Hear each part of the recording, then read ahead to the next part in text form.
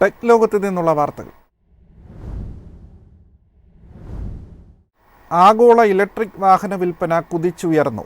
China മുന്നേറുകയും Europe സ്ഥിരത കൈവരിക്കുകയും ചെയ്തതോടെയാണ് EV വിൽപ്പനയിൽ മുന്നേറ്റമുണ്ടായത്. കഴിഞ്ഞ വർഷം ആഗോള EV വിൽപ്പന 25% വർദ്ധിച്ചത്. Full electric plug in hybrid വാഹനങ്ങളുടെ ആഗോള വിൽപ്പന കഴിഞ്ഞ വർഷം 4/1 വർദ്ധിച്ചു. 17 ദശലക്ഷത്തിലധികം കാറുകളാണ് വിറ്റഴിച്ചത്. ഡിസംബറിലുണ്ടായ റെക്കോർഡ് വിൽപ്പനയാണ് ഇതിന് കാരണമായത്. EV മേഖലയിൽ ചൈനയുടെ വളർച്ച തുടരുകയും യൂറോപ്പ് സ്ഥിരത കൈവരിക്കുകയും ചെയ്തു. പ്രോത്സാഹനങ്ങളും എമിഷൻ ടാർഗറ്റുകളും ചൈനയിലെ EV വിൽപ്പനയെ മുന്നോട്ട് നയിച്ചു. 2024 യൂറോപ്പിലെ ഏറ്റവും വലിയ ബാറ്ററി ഇലക്ട്രിക് വിപണിയായി ജർമ്മനിയെ ബ്രിട്ടൻ മറികടന്നു. ഡിസംബറിൽ ചൈനയുടെ വിൽപ്പന 36.5% ഉയർന്ന് 1.3 ദശലക്ഷമായി ഉയർന്നു. 2024 വിൽപ്പന മൊത്തം 11 ദശലക്ഷമായി. USA-യിലും കാനഡയിലും ഡിസംബറിൽ EV വിൽപ്പന 8.8% ഉയർന്നു. ലോകത്തിന്റെ മറ്റു ഭാഗങ്ങളിൽ ഡിസംബറിലെ വിൽപ്പന 26.4% ഉയർന്നത്. സാമ്പത്തിക വളർച്ചയെ പുനരുജ്ജീവിപ്പിക്കുന്നതിനിടയിൽ EV-യിലേക്ക് മാറുന്നത് ചൈന കൂടുതൽ പ്രോത്സാഹിപ്പിക്കുന്നു. ചൈനയുടെ ഓട്ടോ ട്രേഡിംഗ് സബ്സിഡികൾ 2025 നീട്ടിയിട്ടുണ്ട്. News desk MyFin TV. ഇന്ത്യയിലേക്കുള്ള ഹൈടെക് ഉൽപ്പന്നങ്ങളുടെ കയറ്റുമതിയിൽ നിയന്ത്രണവുമായി ചൈന. നിയന്ത്രണം ഇന്ത്യയുടെ ഇലക്ട്രോണിക് സെക്ടറിന് തിരിച്ചടിയാകും.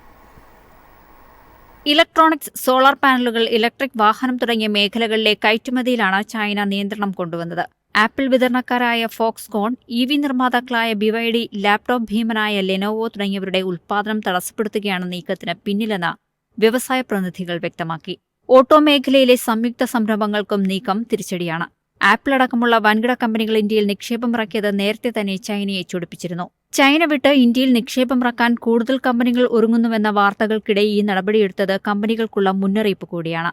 സാഹചര്യം സർക്കാരിന്റെ ശ്രദ്ധയിൽ കൊണ്ടുവന്നിട്ടുണ്ടെന്ന് വ്യവസായികൾ അറിയിച്ചു. കയറ്റുമതി ചൈന ഘട്ടം ഘട്ടമായി നിർത്തുമെന്നാണ് വിവരം. ഹൈടെക് ഉപകരണങ്ങൾ ലഭ്യമാവുന്നതിലെ കാലതാമസം രാജ്യത്തെ നിർമ്മാണ ചെലവുകൾ ഉയർത്തും.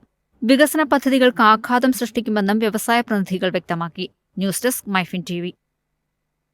2024 ആപ്പിളിനെ പിന്തള്ളി ആഗോള ഫോൺ വിപണിയിൽ ഒന്നാമനായി ദക്ഷിണ കൊറിയൻ കമ്പനിയായ സാംസങ്.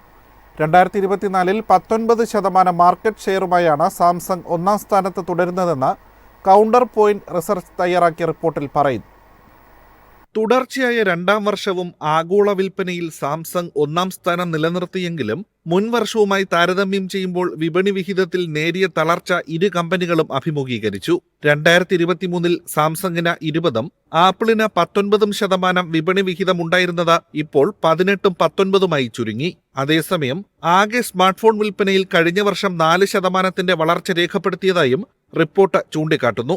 സാംസങ് ഗാലക്സി S24 സീരീസും A സീരീസ് ഫോൺ മോഡലുകളുമാണ് ഏറെ ജനപ്രീതി നേടിയത്. സാംസങ്ങിന്റെ ആദ്യ AI അധിഷ്ഠിത സ്മാർട്ട്ഫോണുകളാണ് S24 സീരീസിലുള്ളത്. ഗാലക്സി S24 സീരീസ് ശ്രദ്ധിക്കപ്പെട്ടപ്പോൾ ആപ്പിളിന്റെ iPhone 16 സീരീസിന് സമ്മിശ്ര പ്രതികരണമാണ് ലഭിച്ചത്. ലോഞ്ചിംഗ് സമയത്ത് പരിമിതമായ ആപ്പിൾ ഇന്റലിജൻസ് ഫീച്ചറുകളെ iPhone 16 സീരീസിലുണ്ടായിരുന്നുള്ളൂ. എങ്കിലും Latin America, Africa, Asia Pacific എന്നീ വിപണികളിൽ ആപ്പിൾ 2024 വളർച്ച രേഖപ്പെടുത്തി. News desk MyFin TV. പോഡ്കാസ്റ്റിന് സമാനമായ ഓഡിയോ ന്യൂസ് ഫീച്ചറുമായി ഗൂഗിൾ. ഉപയോക്താവിൻ്റെ അഭിരുചിക്കനുസരിച്ച് പ്രധാന വാർത്തകൾ ഓഡിയോ രൂപത്തിൽ കേൾക്കാനാകുന്ന ഡെയിലി ലിസൺ ഫീച്ചറാണ് ഗൂഗിൾ പുതുതായി അവതരിപ്പിച്ചത്.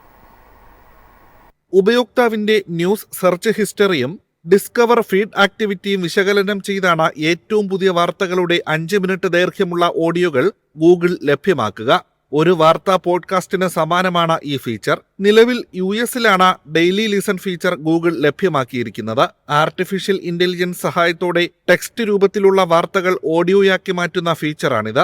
ആൻഡ്രോയിഡ്, iOS യൂസർമാർക്ക് അമേരിക്കയിൽ ഈ പുതിയ ഗൂഗിൾ സേവനം ലഭ്യമാകും. പ്ലേ, പോസ്, റിവൈൻഡ്, മ്യൂട്ട് തുടങ്ങിയ ഓപ്ഷനുകൾ ഈ ഓഡിയോ ഫീച്ചറിലുണ്ടാകും. ഉടൻ തന്നെ ഇന്ത്യ ഉൾപ്പെടെയുള്ള മറ്റു രാജ്യങ്ങളിലേക്കും ഫീച്ചർ അവതരിപ്പിക്കാനാണ് ഗൂഗിളിന്റെ തീരുമാനം. News desk MyFin TV. ദക്ഷിണ കൊറിയൻ വാഹന നിർമ്മാതാക്കളായ ഹ്യുണ്ടായിയുടെ പ്രീമിയം SUV-യായ ട്യൂസോണിന്റെ വില വർദ്ധിപ്പിച്ചു. ട്യൂസോൺ 2025 പതിപ്പിലെ എല്ലാ വേരിയന്റുകളുടെയും വില 10,000 മുതൽ 27,000 രൂപ വരെയാണ് വർദ്ധിപ്പിച്ചത്. 0.86% വരെയാണ് ട്യൂസോൺ വേരിയന്റുകളുടെ വില വർധന.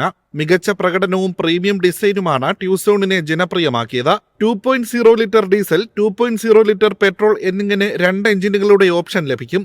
ക്യാബിനിൽ ഉപഭോക്താക്കൾക്ക് 10.25 inch touch screen infotainment system, 10.25 inch driver display, connected car സാങ്കേതികവിദ്യ, panoramic sunroof, dual zone climate controller, heated and ventilated front സീറ്റുകൾ, വയർലെസ് ഫോൺ ചാർജർ തുടങ്ങിയ ഫീച്ചറുകളും ഉൾപ്പെടുത്തിയിട്ടുണ്ട്. സ്റ്റാൻഡേർഡ് സുരക്ഷാ ഫീച്ചറുകളിൽ tyre pressure monitoring system, reversing ക്യാമറയുള്ള ഫ്രണ്ട് ആൻഡ് റിയർ പാർക്കിംഗ് സെൻസറുകൾ, 6 air ബാഗുകൾ, rain sensing വൈപ്പറുകൾ, blind spot, surround view മോണിറ്ററുകൾ, ഓട്ടോമാറ്റിക് ഹെഡ്ലാമ്പുകൾ, ക്രൂയിസ് കൺട്രോൾ തുടങ്ങിയ ഫീച്ചറുകളും ഉൾപ്പെടുന്നു.